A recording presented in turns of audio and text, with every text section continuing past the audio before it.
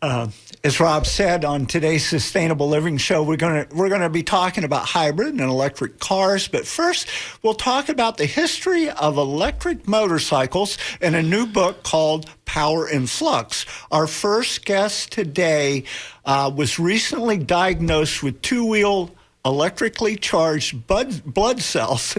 And he writes for Home Power Magazine, The Electric Chronicles, and author of the book, and is author of the book, Fossils to Flux. And his many projects can be found at evmc2.com. Welcome back to WMNF, Ted Dillard. You there, Ted? Hey, John, how are you? Oh, great to have you back. Where are you? You're up in the New England states, aren't you? Yeah, I'm right in Boston, Boston, Mass. Yeah. Yeah. Well, myself personally, I've always kind of dreamed about owning a electric motorcycle, and I'm always kind of shopping on Craigslist and eBay, and to find a production electric motorcycle's like trying to find those hen teeth, and because I'm on a farmer's income, I just can't afford a new one. But right. Anyhow, how did this start? Your obsession with two-wheeled electric vehicles, and let's get right into the book's Power in Flux. Yeah, I was pretty much sitting around thinking about motorcycles and electric motors and stuff like that. And I think it was like around 2004 I started looking online at what was available and what people were doing. And there's a sustainable green angle to it, obviously, but my interest was actually the power. Because, I saw the Kilocycle, which is a drag bike, which was powered. I think I wrote a book so I could keep track of the dates because I can't keep track of them in my mind, but I believe the Kilocycle first ran around 2002 or 2003. And I saw a video of the thing, and it just blew me away how fast that thing was, Yeah. So I started thinking about how much fun it would be to have an electric motor in a decent size, street bike. So most of you've been kind of making kits and I see back through Home Power all the different articles you've written on different bikes that you've made and stuff like that. But that was kind of your thing at first, right? Was making your own.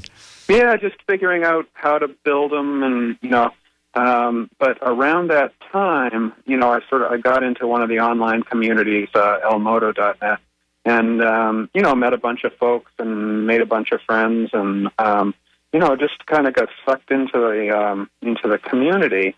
And it was around 2015, 2014, it occurred to me looking back what a remarkable time period this was, and you look at it now and, lithium battery development happened, even online communities happened. The maker movement started, 3D printing started. All this unrelated stuff came together to make it so I could build an electric motorcycle. And I started looking deeper and deeper at it, and it became fascinating to me. Mm-hmm. The various threads. Later on in the book, as I was researching it, I got in touch with this guy, Eli Schleff, and he actually was one of the very first to build an electric motorcycle based on an electric on a mountain bike frame, and he did some remarkable stuff, including sort of Inspire, Quantia, and Zero motorcycles and Brahmo, and it was all because he stumbled on a Marzocchi mountain bike shock. He saw this thing and he was like, I can make a motorcycle. I can make an electric motorcycle out of this thing. Mm-hmm. And it's completely unrelated to motorcycles or electric vehicles or anything. But that's one of the things that started everything. Mm-hmm.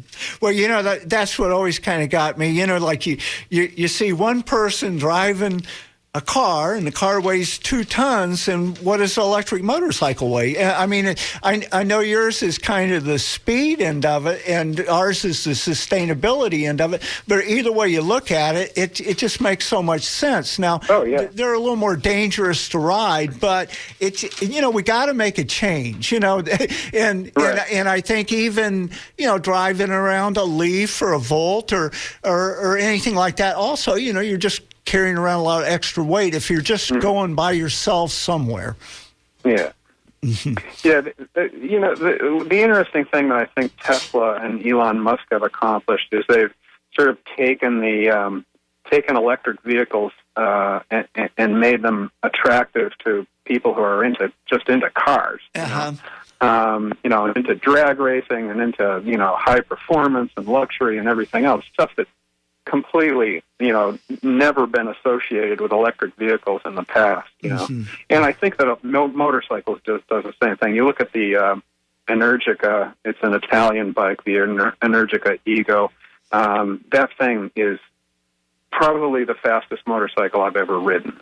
And it just, you know, you're not thinking about electric vehicles at all when you're riding that thing, or sustainability. You're thinking about, you know, the fact that you're going 120 miles an hour now. You know?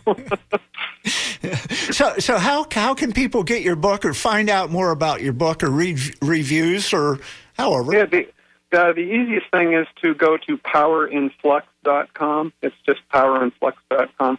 I self-published it. It was funded by a Kickstarter project, a successful Kickstarter project.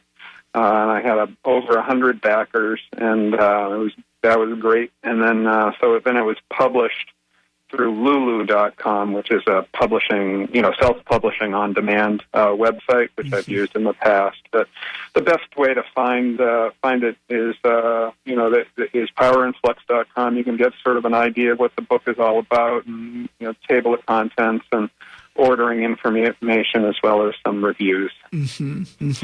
Well, great to talk to you again, Ted. And I ordered the book and I still haven't gotten it, but hopefully I'll get it and I'll read every bit of it. I love stuff like that. And you know, like I never did get Fossils to Flux, but that was more like build your own, wasn't it? Yeah, that was more of a how-to sort of book. Yeah, yeah. This is more of this kicks back to my interest in philosophy of science and the history of science and the development of technology and all that stuff that I started studying back in school. Okay, Ted, and where should people look for that book again? Powerinflux.com, www.powerinflux.com. And your website, your personal website there, I mean, that you do is what, evmc2.com? Is that how? Yeah, it's evmc2.com, and you can get their links to the book from there as well. So okay. you can find it any number of places. Okay, well, thank you so much, Ted Yeah, Miller. Great. Thanks for the call. Good to talk to you. Yeah, good to talk to you, too. Thank you. Bye.